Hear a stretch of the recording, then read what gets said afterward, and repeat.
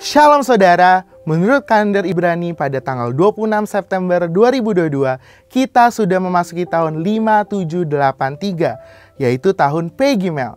Ternyata ada hal yang penting dan dapat kita pelajari dari pergantian tahun Yahudi ini.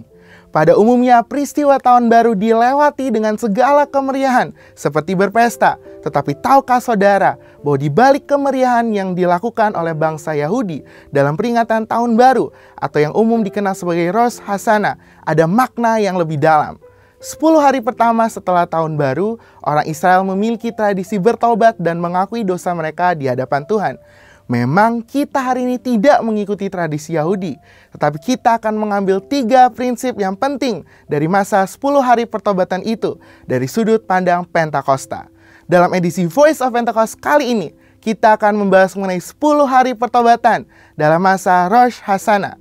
Pertama adalah pertobatan yang meliputi perubahan paradigma, penyesalan dan keputusan untuk berubah yang diwujudkan dengan usaha untuk memperbaiki diri dari kesalahan yang telah dilakukan. Hal ini sesuai dengan iman Kristen, di mana kita diminta untuk mengalami pembaruan budi agar dapat mengerti kehendak Allah yang baik, berkenan, dan sempurna, supaya hidup kita dapat menjadi persembahan yang hidup, kudus, dan berkenan.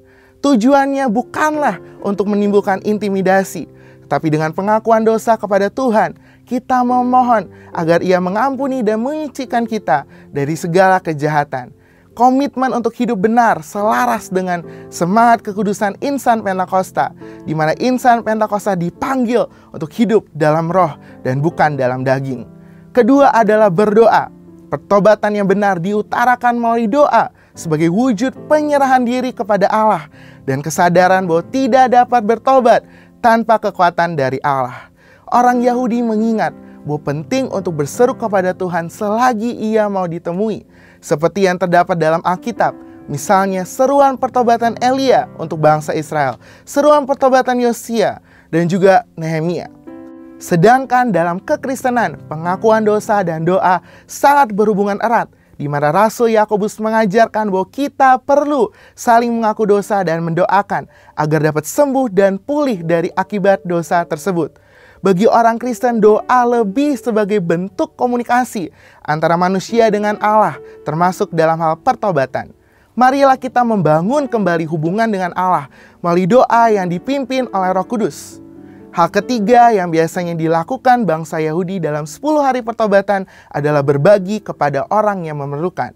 Mereka mengumpulkan uang melalui nampan persembahan di sinagoga-sinagoga yang akan disalurkan kepada mereka yang membutuhkan. Semangat berbagi ini pun juga diajarkan Tuhan Yesus dalam Matius 25 ayat 31-46, di mana Yesus menyamakan antara melayani orang-orang yang dianggap hina, seperti yang kelaparan, sakit, dalam penjara, dan tidak memiliki tempat tinggal, sebagai bentuk pelayanan kepadanya. Oleh karena itu, hal bersedekah dan berbagi kepada orang yang membutuhkan merupakan hal yang penting dalam kekristenan. Marilah kita melakukan sedekah dalam masa pertobatan agar kita dapat meningkatkan belas kasihan dan rasa syukur atas pengampunan yang telah Tuhan berikan. Kesimpulannya, ketiga hal yang dapat dilakukan dalam masa peringatan Rosh Hashanah tersebut adalah baik jika dilakukan dengan motivasi yang benar, bukan untuk mendapatkan keselamatan tetapi sebagai respon terhadap anugerah keselamatan yang sudah diberikan melalui pengorbanan Yesus di kayu salib. Melalui pemaparan di atas, marilah kita introspeksi diri kita dan bertobat dari hal-hal yang tidak kudus. Percayalah kasih dan rahmat Tuhan selalu baru setiap hari, setiap bulan, dan setiap tahun bagi kita orang percaya. Amin. Untuk penjelasan lebih lengkapnya dari tim teologi kami, silakan buka link yang ada di atas atau scan QR Code yang tersedia. Maranatha, Tuhan Yesus memberkati kita semua.